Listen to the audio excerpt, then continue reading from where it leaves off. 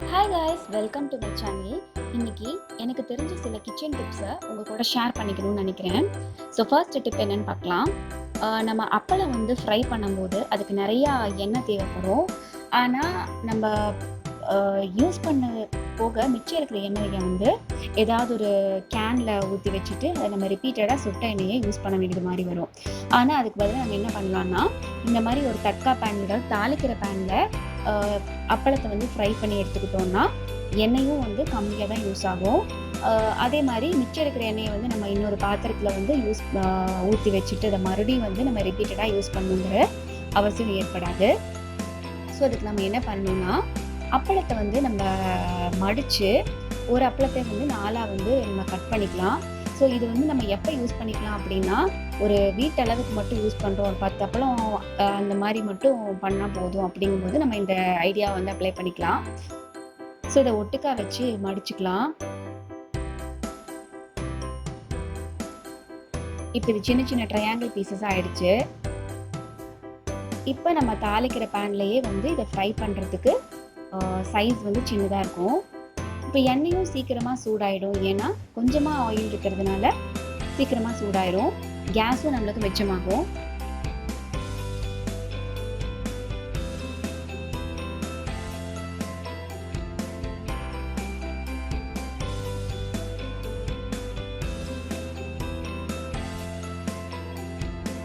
இப்போ நான் வந்து ஒரு 10 அப்பளம் வந்து ஃப்ரை பண்ணி எடுத்துருப்பேன். ஆனால் வந்து யூஸ் பண்ண ஆயில் பார்த்தீங்கன்னா கம்மியாக தான் வந்து தீர்ந்து போயிருக்கு.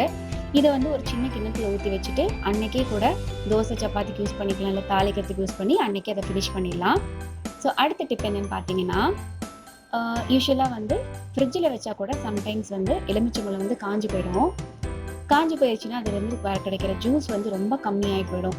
அதுக்கு என்ன ஏன் அப்படி ஆகுதுன்னா, அந்த தோல் வந்து ரொம்ப ட்ரை ஆகிறதுனால தோலோட அந்த ஜூஸ் வர்ற இது வந்து ஒட்டிக்குது. ஸோ அதை அவாய்ட் பண்ணுறதுக்காக நம்ம இந்த மாதிரி வந்து லெமனை வந்து நல்லா ரோல் பண்ணோம் அப்படின்னா, நம்மளோட உள்ளங்கையை வச்சு நல்லா ரோல் பண்ணணும். அப்படி பண்ணும்போது அந்த தோலில் இருக்கிற ஜூஸ் வர திங்ஸ் எல்லாம் வந்து தோலை விட்டு விலகிடும். அப்போ நம்ம வந்து இந்த மாதிரி காஞ்ச லெமன் வந்து பார்த்திங்கன்னா அது உடஞ்சி போயிடுச்சு, லெமன் எவ்வளோ காஞ்சி போயிடுச்சு. ஸோ இதை ஸ்க்வீஸ் பண்ணுறது ரொம்ப கஷ்டம். நீங்கள் லெமன் புழிஞ்சா கூட அது வந்து கொஞ்சம் கஷ்டமாக தான் இருக்கும், ஹார்டாக இருக்கும். இப்படி நம்ம ரோல் பண்ணிட்டு புழியும் போது கொஞ்சம் ஈஸியாக புழிஞ்சிக்கலாம். அதே சமயத்தில் ஜூஸும் நம்மளுக்கு நிறையா கிடைக்கும். இப்போ இந்த மிச்சம் இருக்கிற அந்த தோலை வந்து நம்ம தூக்கி போடாமல், நம்மளுக்கு ஸ்கின் வந்து எங்கேயாச்சும் டேன் ஆயிடுச்சுன்னா கால் கை அந்த மாதிரி, இல்லை ஃபேஸுக்கு இந்த தோலை வந்து நம்ம அப்ளை பண்ணிக்கிட்டோம்னா அந்த டேன் வந்து ரிமூவ் பண்ணலாம். ஸோ அந்த தோலை கூட நம்ம வீச வேண்டியதில்லை. இல்லை அப்படின்னா சம்டைம்ஸ் ஏதாவது கரை ஏற்பட்டிருக்கும், அந்த கரையை வந்து இல்லை துணியிலையோ அந்த மாதிரி இருக்கிற கரையை கூட இந்த ஸ்கின்னை வச்சு நம்ம ரிமூவ் பண்ணிக்கலாம். இன்னொரு டிப்பும் வந்து லெமன் வந்து இன்னொரு டிப்பு கூட இருக்குது. என்னென்னா, ஃப்ரிட்ஜில் வந்து சம்டைம்ஸ் ரொம்ப பேட் ஸ்மெல் அடிக்கும். எதனாலனா மாவு, அப்புறம் தயிர், பால் இந்த மாதிரிலாம் வைக்கும்போது பேட் ஸ்மெல் அடிக்கும். அதை அவாய்ட் பண்ணுறதுக்கு இதே மாதிரி ஃப்ரெஷ் லெமன் கூட யூஸ் பண்ணணும்னு அவசியம் இல்லை. காஞ்சி போன லெமனையே வந்து நம்ம குட்டி குட்டி பீசஸாக வந்து கட் பண்ணிவிட்டு ஃப்ரிட்ஜோட ஒரு ஷெல்ஃப்ஸ்லேயும் வந்து நம்ம அதை போட்டு வச்சிட்டோம்னா நம்மளுக்கு வர பேட் ஸ்மெல் வந்து அவாய்ட் பண்ணிக்கலாம். ஒரு தடவை நம்ம ஃப்ரிட்ஜோட டோரை வந்து ஓப்பன் பண்ணும்போது நம்மளுக்கு ஃப்ரெஷ்ஷான ஸ்மெல்லாக ஃபீல் பண்ணலாம்.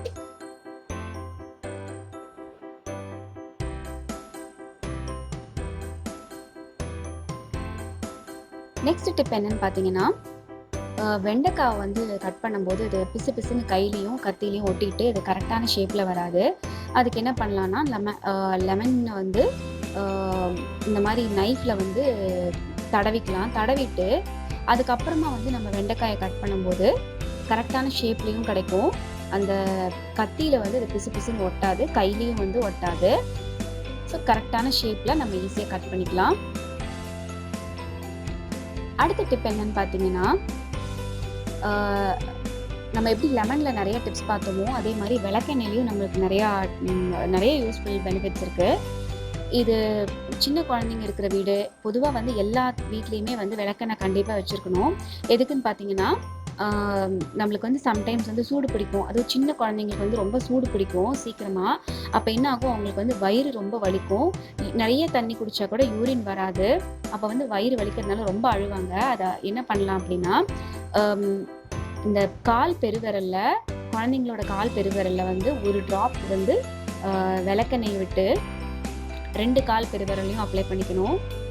ப்ளஸ் அவங்களோட தொப்புள்ளையும் வந்து ஒரு 2-3 ட்ராப் விளக்கெண்ணெய் வந்து விட்டு அதை கொஞ்சம் தடவி கொடுத்தாங்கன்னா வித்தின் 10 மினிட்ஸ் வந்து இந்த சூடு போயிடும். நம்ம வேறு மெடிசின்ஸ் கொடுத்தா கூட இவ்வளோ ஃபாஸ்ட்டாக வந்து இது போகாது. வித்தின் 10 மினிட்ஸ் அந்த சூடு போயிட்டு உடனே அவங்களுக்கு யூரின் வர மாதிரி சென்சேஷன் ஆகும். இன்னொரு டிப்பும் வந்து நம்ம விளக்கெண்ணெய் வச்சே பார்க்கலாம். என்னென்னு பார்த்தீங்கன்னா, சில குழந்தைங்களுக்கு வந்து ஐப்ரோஸும் கண்ணு முடியெல்லாம் வந்து ரொம்ப டார்க்காக இருக்காது. ப்ளஸ் வந்து நிறைய முடியும் இருக்காது. பெரியவங்களுக்கும் அதே மாதிரி தான். அதுக்கு என்ன பண்ணலான்னா, டெய்லி வந்து தூங்குறதுக்கு முன்னாடி விளக்கெண்ணெயை வந்து ஐப்ரோஸ்லேயும் கண் முடிகள்லையும் வந்து தடவிட்டு வந்தோம்னா கொஞ்சம் ஹேர் வந்து சீக்கிரமாக க்ரோத் ஆகும். ப்ளஸ் டார்க்காகவும் இருக்கும். இது பெரியவங்க கூட அப்ளை பண்ணிட்டு வரலாம். இது ஒரு மாய்ஸ்சரைசர் கூட. சப்போஸ் ஐப்ரோஸ் எல்லாம் வந்து ப்ளக் பண்ணோம் அப்படின்னா இந்த விளக்கெண்ணெய் வந்து நம்ம அப்ளை பண்ணிட்டோம்னா அது மாய்ஸ்சர் பண்ணுற மாதிரி இருக்கும். நெக்ஸ்ட் டிப்பும் வந்து விளக்கெண்ணெய் வச்சு தான். அது என்னன்னு பார்த்தீங்கன்னா, நம்ம சிஸ்டம் நிறையா பார்க்குறவங்க, ஆஃபீஸில் வந்து நிறைய டென்ஷன் இருந்துச்சு அப்படின்னா அந்த மாதிரிலாம் இருக்கும்போது இந்த மாதிரி ஒரு சின்ன வந்து ஒரு பாட்டிலில் விளக்கெண்ணெய் ஊற்றி வச்சுட்டு டெய்லி நைட் தூங்குறதுக்கு முன்னாடி ஒரு ட்ராப் வந்து 2 கண்ணிலையும் விட்டுட்டு படுத்தோம் அப்படின்னா காலையில் எழுந்திரிக்கும் போது கண் வந்து நல்லா பொங்கி அந்த சூடெல்லாம் போய் காலையில் ரொம்ப ஃப்ரெஷ்ஷாக இருக்கும், ஸ்ட்ரெயின் இருக்காது. அடுத்த டிப் என்னன்னு பார்த்தோம்னா, மிக்சியை வந்து நம்ம என்னதான் வந்து கழுவி வச்சாலும் அதுக்குள்ளே இருக்கிற ஸ்க்ரூ அப்புறம் அந்த பிளேட்ஸு இதெல்லாம் வந்து அதில் கொஞ்சம் கரை படிஞ்சிருக்கும். ஸோ க்ளீனாக இருக்காது, இந்த ஸ்டெயின் இருக்கும். அதை போக்குறதுக்கு என்ன பண்ணலாம் அப்படின்னா, நம்ம யூஸ்வலாக வீட்டில் இருக்கிற டிஷ்வாஷிங் லிக்விடு வந்து ஒரு 2 ட்ராப் அதில் விட்டுக்கலாம்.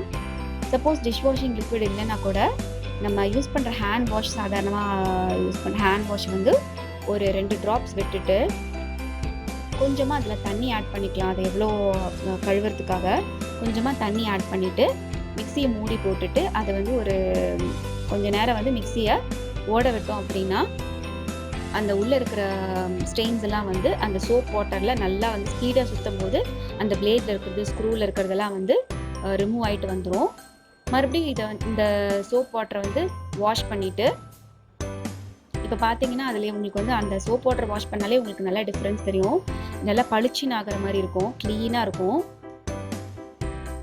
இதுக்கப்புறமா இன்னொரு தடவை வந்து நம்ம பிளெயின் வாட்டரை வச்சு இன்னொரு தடவை வாஷ் பண்ணிக்கிட்டோம்னா வித்தின் செகண்ட்ஸ் வந்து மிக்சியை ஈஸியாக க்ளீன் பண்ணிடலாம்.